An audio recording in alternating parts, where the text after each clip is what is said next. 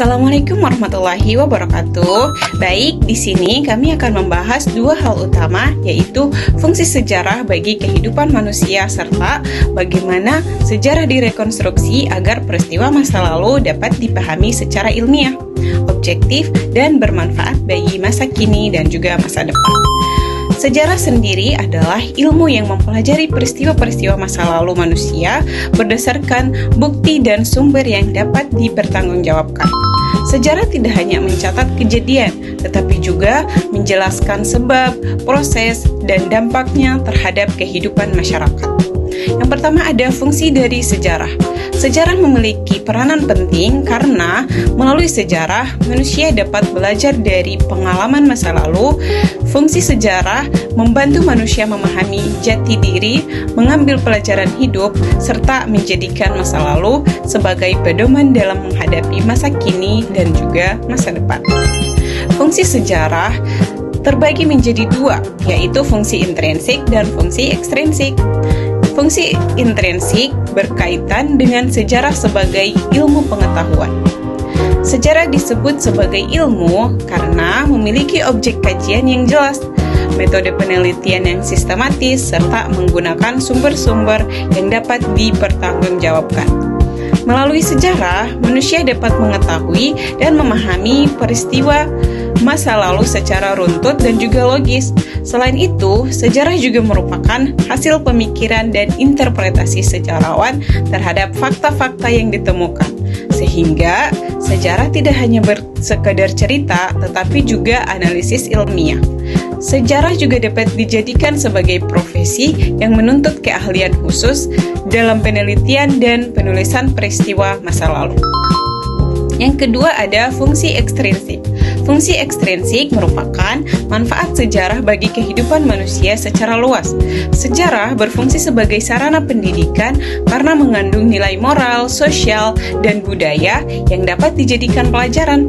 Sejarah juga bersifat inspiratif karena mampu membangkitkan semangat perjuangan dan nasionalisme melalui kisah tokoh-tokoh besar dan peristiwa penting. Selain itu, sejarah berfungsi instruktif, yaitu memberikan petunjuk atau pedoman dalam menghadapi masalah kehidupan. Di sisi lain, sejarah juga memiliki fungsi rekreatif karena dapat memberikan hiburan melalui cerita sejarah, film, museum, dan peninggalan bersejarah. Selanjutnya ada rekonstruksi sejarah. Jadi, rekonstruksi sejarah adalah proses menyusun kembali peristiwa masa lalu secara ilmiah berdasarkan sumber dan bukti yang tersedia. Karena masa lalu tidak bisa disaksikan langsung, maka rekonstruksi dilakukan agar peristiwa sejarah mendekati kebenaran dan tidak bersifat subjektif. Rekonstruksi sejarah bertujuan menyajikan gambaran masa lalu secara objektif. Selain itu, rekonstruksi sejarah menjadi sumber pembelajaran, memperkuat identitas dan kesadaran sejarah, mendukung penelitian dan kebijakan, serta melatih masyarakat untuk berpikir kritis terhadap informasi sejarah. Oke, lanjut yang ketiga yaitu ada tahapan rekonstruksi sejarah. Jadi tahapan ini dilakukan melalui tahapan-tahapan yang sistematis agar hasilnya itu lebih ilmiah dan dapat dipertanggungjawabkan. Nah, jadi tahapan rekonstruksi itu ada 4, yaitu yang pertama yaitu heuristik, yang kedua cerita sumber, yang ketiga interpretasi, yang keempat historiografi. Nah, jadi heuristik itu adalah tahapan pengumpulan sumber sejarah seperti dokumen, arsip, prasasti, artefak, atau bangunan bersejarah lainnya. Dan juga kualitasnya itu sangat menentukan kebenaran sejarah. Lalu yang kedua itu adalah kritik sumber.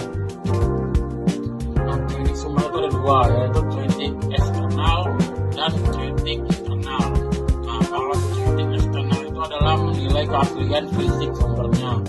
Lalu kalau yang kritik internal itu adalah menilai objektifnya atau menilai isi dalam tersebut. Lalu yang ketiga adalah interpretasi, yaitu menganalisis sebab, akibat, konteks peristiwa dan dampaknya terhadap terhadap masa depan yang akan datang gitu lah. Yang keempat adalah historiografi, yaitu tahapan penulisan sejarah secara sistematis dan runtut santun sehingga mudah dipahami dan dapat dijadikan bahan pembelajaran.